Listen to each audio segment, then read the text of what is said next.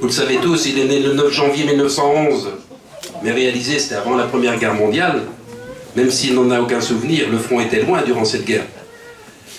Mais pour les jeunes, puis les moins jeunes ici présents, avoir 100 ans aujourd'hui, qu'est-ce que cela veut dire? Papy, m'entends-tu? M'entends-tu? Tu m'entends pas trop? Oui, ça va. Tu as terminé l'école à 12 ans. Et quand tu as terminé l'école, c'est le travail qui t'attendait. Le travail dans les champs, à la charrue avec les bœufs et les chevaux. Mais déjà soucieux de ton avenir, à l'âge de 17-18 ans, tu as suivi pendant 2 ans des cours du soir. Un soir par semaine. Les jeunes là, sa première radio, tu l'écoutes en 1953. Tu as 42 ans. Et c'est grâce à Jean-Marie, qui est parti à Pouillé, à côté d'Angers, pour une formation en horticulture, t'as vendu des billets de tombola, puis tu as gagné. 1 ou 2 années après, tu achètes un triporteur. Le triporteur de Monsieur Godefroy, pour ceux qui connaissent. À l'avant, avec une espèce de moto, un engin à 3 roues. Je ne vous dis pas la honte de ces filles dans la caisse, quand il fallait traverser Beaupro. Papy conduisait, mamie sur le siège arrière. Pour aller où? Ben à la pêche, en bord de Loire, en pèlerinage, à Béouard, au Marillet. Puis bien sûr, à la Bretonnière, sur le chemin de la Chabessière, où résidait notre grand-mère, la mère de Mamie Rose et tonton Pierre, le frère jumeau de notre grand-père, puis d'autres, hein, ici présents, hein, les gens de la Chabessière, il y en a là. Hein. Ton permis de conduire, tu te passes à 48 ans. Mais tu t'es rattrapé après, parce que tu as conduit jusqu'à l'âge de 91 ans. C'est ton nouveau patron, Monsieur Humeau, on reparlera de Monsieur Humeau tout à l'heure, qui te demande de le passer ce permis et qui te le paye. Puis sur l'insistance de Rosemary, qui ne voulait plus du triporteur, tu finis par acheter une 2 chevaux fourgonnette. Mais dans la caisse arrière, tu mettais 2 banquettes de car que tu avais récupérées, puis t'avais fait percer de chaque côté 2 petites fenêtres dans la tôle pour qu'on y voit quelque chose derrière. La télé est omniprésente. Et bien chez nous, elle est arrivée en 1969. On n'était pas en avance, hein. Mais papy, t'avais 58 ans, et c'était en noir et blanc. Puis je vous dis pas les nuages sur l'écran parce qu'on était à la raterie, puis à la raterie, les ondes dépensaient mal, hein. Bon alors sinon, papy, tu es né à la Houssaye, Saint-Martin de Beaupro. Enfin, Saint-Martin. Parce que Beaupro, bah, c'est Notre-Dame. C'est toujours Notre-Dame. Hein. T'es donc né l'avant-dernier d'une famille de 5 enfants.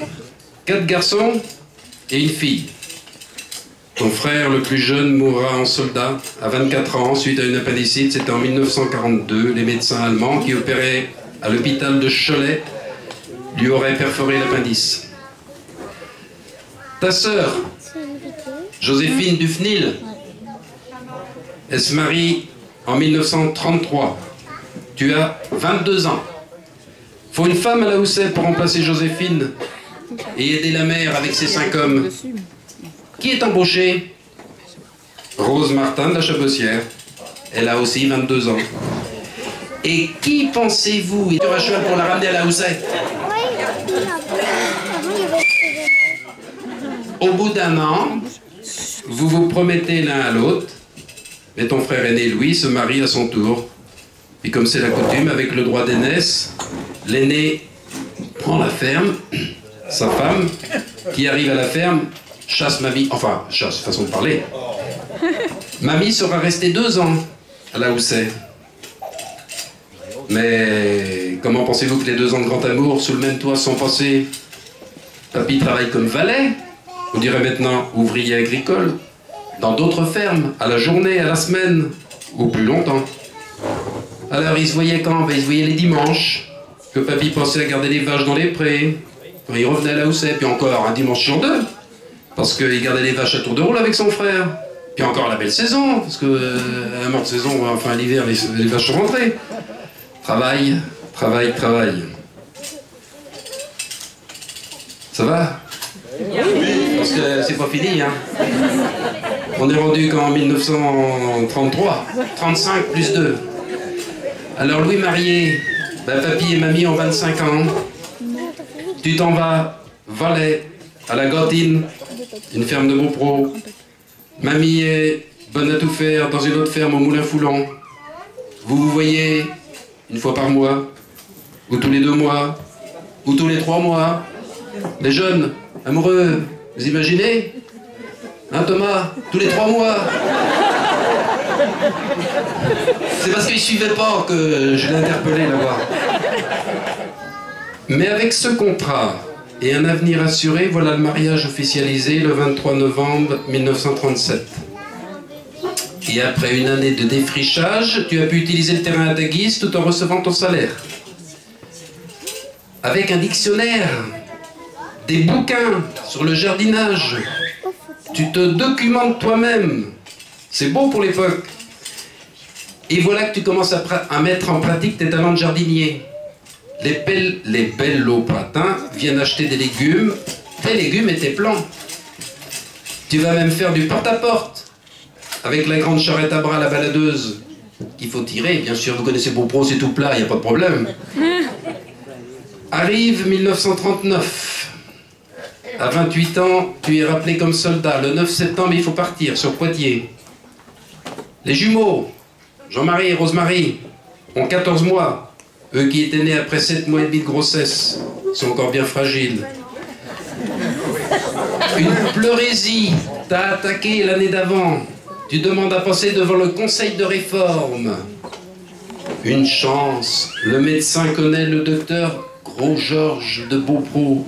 Ton médecin, ils ont fait la guerre de 14 ensemble. Tu fais marcher le piston, t'es réformé, papy. Tu rentres à la maison le 14 novembre 39. Et ce sont les Allemands qui viendront à toi parce qu'ils occuperont le bois du coin pour en faire leur base de campement. Apeurés par 2 bombes tombées sur Beaupro, mamie emmènera un jour ses enfants à la Chabessière pour les protéger. Il y en a qui étaient dans la poussette, qui s'en souviennent encore. Au bois du coin, depuis 1937, tu travailles à ton compte pendant 5 ans. Les légumes sont demandés, beaucoup d'hommes sont partis à la guerre. Puis, en 1942, Mademoiselle de la Baume décède. Le duc de Blacas rentre de la guerre.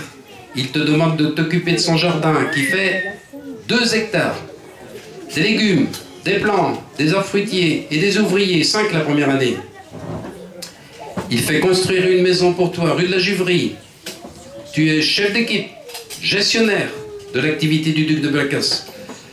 Tu comptabilisais tout. Tu distribuais même les salaires. Et cela a duré 11 ans, jusqu'en 1953. Suite à une demande d'augmentation de salaire, tu es licencié.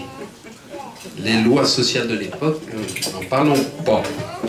Une augmentation de salaire justifiée, puisqu'elle était générale à l'époque, mais on t'a dit que tu devais te satisfaire des avantages en nature avec les fruits, les légumes du jardin dont toute la famille profitait. Ce fut une période très noire pour nos chers parents, puisqu'il a fallu loger toute la famille, avec les 6 enfants dans le grenier que le duc avait provisoirement aménagé. Et phénomène de cause à effet, tu as cru mourir à cette période-là. Tu es tombé gravement malade des poumons, allant jusqu'à cracher le sang. Tu es resté 6 mois sans pouvoir travailler. Et où aurais-tu pu travailler? Nos parents ne pouvaient même plus nourrir leur famille. Un jour, le Secours catholique est venu leur apporter de l'argent. Ils n'ont jamais su qui avait fait la démarche pour que cette aide leur soit apportée. C'est ta sœur, Joséphine Dufnil, qui va être d'un grand secours. Elle vient régulièrement porter des œufs au grand-père Humeau, célèbre industriel en chaussures à Beaupro. Il a 64 ans. Son jardinier qui prend la ferme de ses parents le quitte. Tu vas lui succéder. Nous sommes en 1954. Le déménagement se fait avec l'aide de tes neveux. Joseph, David, t'en souviens-tu? Hein? Tu t'en souviens, Joseph? Oui. Et puis il y avait Joseph Benetto de la Chabessière aussi, qui était venu avec son tracteur et puis sa remorque, des meubles dans la remorque. On ne peut pas mesurer toute la reconnaissance qu'a pu vouer, et que vous encore, papy, au grand-père Humeau. C'est vraiment lui qui l'a sauvé et qui nous a tous sauvés. Au début, vu ton état de santé, tu ne pouvais même travailler que 4 heures par jour, et cela les 6 premiers mois. Mais tu resteras à son service jusqu'à sa mort. Pendant 31 ans de jardinier, tu es passé à la fonction d'infirmier. Quand vous vous quitterez, lui aura 95 ans et toi 74 ans. C'était en 1985. Et avec papy, on ne peut pas oublier la bretonnière, héritée de tonton Pierre, enfin en partie, le jardin, où il fallait pomper, pomper, pomper, pire que les Shadocks pour ceux qui se souviennent, pomper pour remplir la grande auge, puis porter des arrosoirs, mais aussi la vigne avec le cheval du voisin François pour passer la charrue, et tous les arbres fruitiers, et avec le motoculteur acheté au père Ripoche jardinier. Puis en 68, grâce à vos économies et aux prêts accordés par 2 de vos filles, parce qu'on ne va pas à la banque, voilà que toi et mamie, vous devenez propriétaires. Vous vous installez à la raterie. Tes neveux Jean-Claude et Michel, Bouillet, ils s'en souviennent. Ils t'ont bien aidé. La raterie, un jardin de rêve. La meilleure terre de Beaupro. N'est-ce pas, papy? Une eau gratuite pour arroser. Enfin, grâce à Joseph Benetto Dufnil, venu plusieurs fois nettoyer le trou, des fruits à volonté aussi, à la raterie. Comme disait un ami à chaque fois qu'il venait, le paradis terrestre. Dommage que mamie soit partie un peu trop vite, en 1997, à bientôt 86 ans. En 2003, à 92 ans et demi, suite à des problèmes de santé, ne pouvant plus faire ton jardin, tu as décidé de rentrer au Bléder. Jusqu'à il y a 1 an, tu jouais aux cartes, à la belote, 4 ou 5 fois par semaine, organisant les équipes, faisant tourner les partenaires.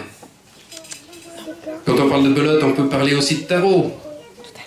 Et là aussi, on peut remercier tes neveux et nièces, certains encore présents cet après-midi, qui t'ont permis de garder un esprit toujours jeune, en t'invitant souvent à jouer chez eux ou dans les concours.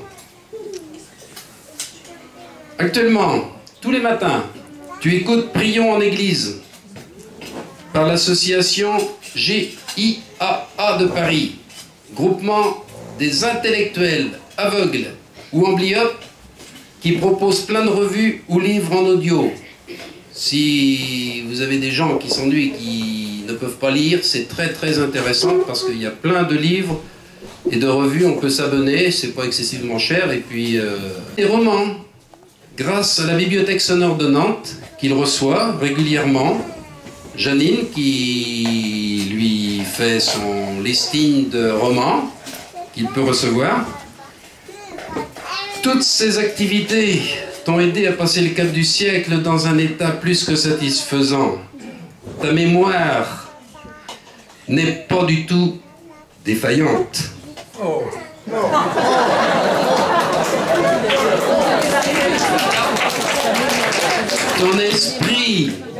Ton esprit est encore très alerte. Dommage que ta vue ait autant baissé. Mais si tu le veux, nous, tes enfants, nous sommes prêts à te garder encore longtemps, comme ça, si tu le veux. Puis si d'autres le veulent, enfin si d'autres le veulent aussi, je suppose, hein. Enfin c'est ce que tu penses. C'est pour moi qui dirige. Voilà. Ah, c'est Dieu le veut. En tout tous les cas, papy, des enfants, des 15 petits-enfants, des 19 arrière-petits-enfants, et demi, des 19 et demi, exact. Et nous tous, ici présents, nous te disons merci, papy. Merci pour tout ce que tu nous as apporté toute cette longue vie, ton sens du travail, ta volonté, ton courage, ta ténacité,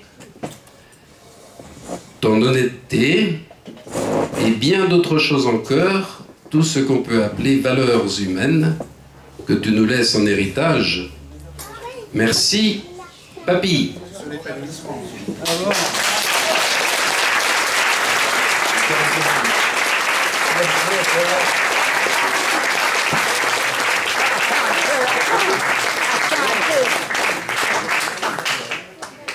Tu veux peut-être dire quelque chose, au fait?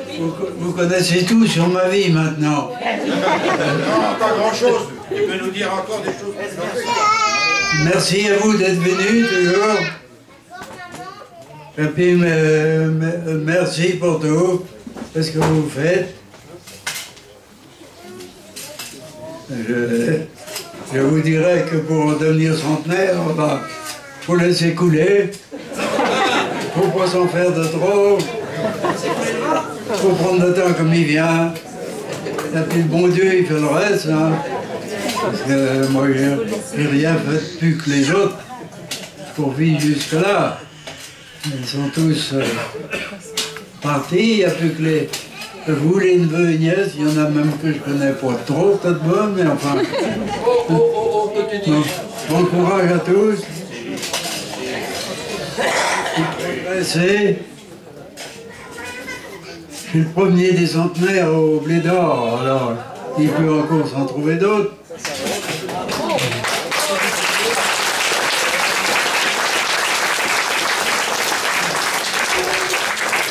Bon, c'est tout ce que j'ai à vous dire. Joseph, il a tout dit là, sur ma vie, alors. Joyeux anniversaire, joyeux anniversaire.